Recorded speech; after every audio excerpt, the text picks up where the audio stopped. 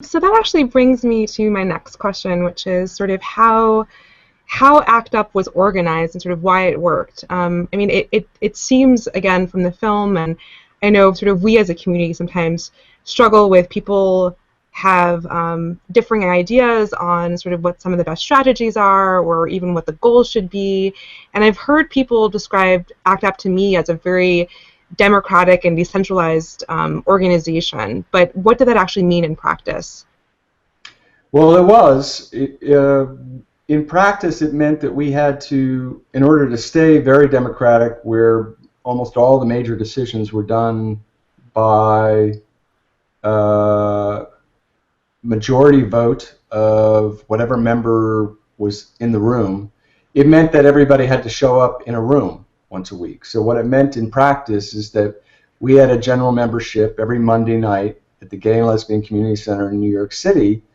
And at our peak, we had 900 people at a meeting. And any decision that involved, I think, over a few $1,000s of expenditure had to be voted on by the floor.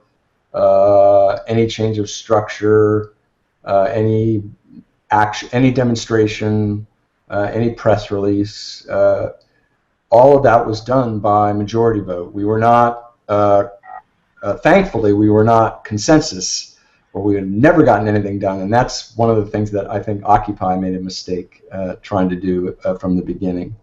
But we were majority vote, and very few of the votes were close.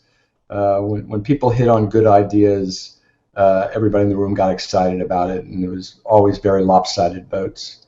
And then we had various committees handling, all the grunt work and handling all the inside work and the devising the policies and the proposals that would come to the floor.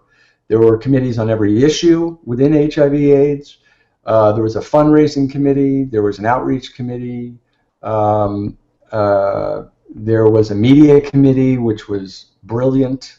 And they constantly kept us in the news. But that's how it worked. But it really depended on everybody being in a room. I haven't been able to see.